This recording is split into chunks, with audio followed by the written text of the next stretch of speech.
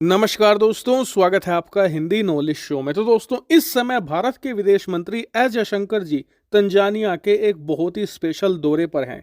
Special इसलिए क्योंकि इस दौरे के दौरान ऐसी बड़ी बड़ी घोषणाएं हो चुकी हैं जिनकी उम्मीद पहले कभी भी नहीं की जा सकती थी। जैसे कि सबसे पहला ऐलान ये हुआ है कि भारत देश के बाहर पहला आईआईटी कैंपस खोलने जा रहा है और ये कैंपस होगा तंजानिया में। और इसे एक बड़ा डिप्लोमेटिक कूप माना जा रहा है भारत के लिए, क्योंकि ऐसा करके भारत ने न सिर्फ तंजानिया की सरकार के साथ अटूट रिश्ता कायम कर दिया है, बल्कि तंजानिया के लोगों के मनों में भी भारत छा चुका है।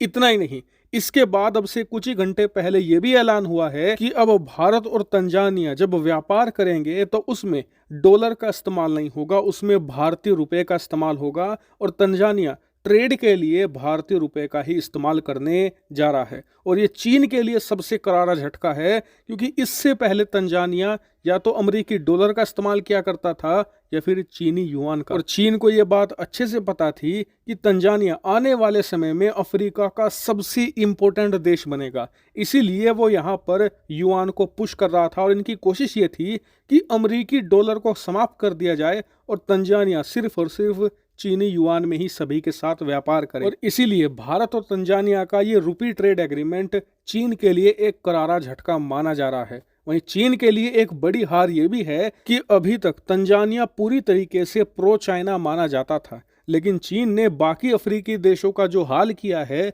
उसे देखते हुए तंजानिया ने अब चीन से दूरी बनानी शुरू कर दी है और तंजानिया भारत को चीन के अल्टरनेटिव के तौर पर देख रहा है। इसीलिए भारतीय आईआईटी तंजानिया में खुल रही है। इनके साथ हम लॉन्ग टर्म की जो ट्रेड पार्टनरशिप है वो कर रहे हैं। इसके अलावा जो ट्रेड है वो रुपये में करने के एग्रीमेंट कर रहे हैं। इसके अलावा भी दर्जनों और एग्रीमेंट हम तंजानिया के साथ अंजाम दे रहे हैं, ताकि तंजानिया पूरी तरीके से भारत के पाले में आ जाए, जो कि ऑलमोस्ट हो भी चुका है। लेकिन आपका सवाल होगा कि भारत तंजानिया पर इतना जोर क्यों दे रहा है कि अपना विदेश मंत्री स्पेशली तंजानिया के दौरे पर भेजा है। तो इसके पीछे कारण ये है कि तंजानिया एक आम अफ्रीकी देश नहीं है, ये एक बहुत ही स्पेशल अफ्रीकी देश है। पहला कारण तो इसका ये है कि लैंड एरिया के हिसाब से भी एक अच्छा खासा बड़ा देश है। लेकिन सबसे महत्वपूर्ण बात यह है कि तंजानिया अभी तक इतना ज्यादा एक्सप्लोर हुआ अफ्रीकी देश नहीं है, जहां पर बाकी अफ्रीकी देश एक्सप्लोर हो चुके हैं। आपको पता है कहां पर कौन सा खनिज पदार्थ आपको मिलेगा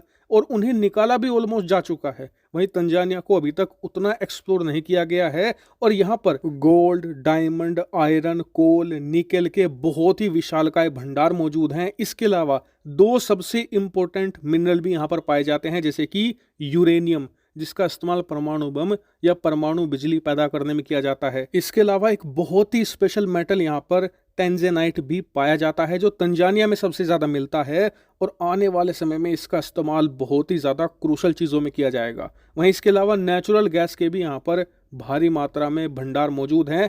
इतना ही नहीं, जो इनके ऑफशोर इलाके हैं, मतलब कि जो तटीय इलाके हैं, क्योंकि समुद्र से लगा हुआ देश है तो तटीय इलाके बहुत बड़े हैं। और बताया गया है कि हाल ही में यहाँ पर गैस के साथ साथ कच्चे तेल के भी भारी भंडार होने का पता चला है। और सबसे इंपॉर्टेंट बात, जो भी चीजें मैंने आपको अभी तक बताई है इन्हें ज्यादातर निकाला नहीं गया है, ये अनटच्ड हैं। ऐसे में भारत तंजानिया को अपने पक्ष में लाकर इन सभी चीजों का भी लाभ उठाना चाहता है, क्योंकि इससे भारत अपनी इकोनॉमी को बहुत तेजी से ग्रो कर सकता है। इसीलिए तंजानिया एक स्पेशल कंट्री है और भारत इस पर स्पेशली ध्यान भी दे रहा है। हालांकि हमारे विदेश मंत्री का दौरा अभी तक खत्म नहीं हुआ है, ये चल रहा है और इसमें कुछ और बड़े एग्रीमेंट भी साइन हो सकते हैं। जैसे ही इससे रिलेटेड कोई बड़ी खबर आएगी मैं तुरंत आपको सूचित कर दूंगा। फिलहाल इस वीडियो में इतना ही। Thank you very much for watching video.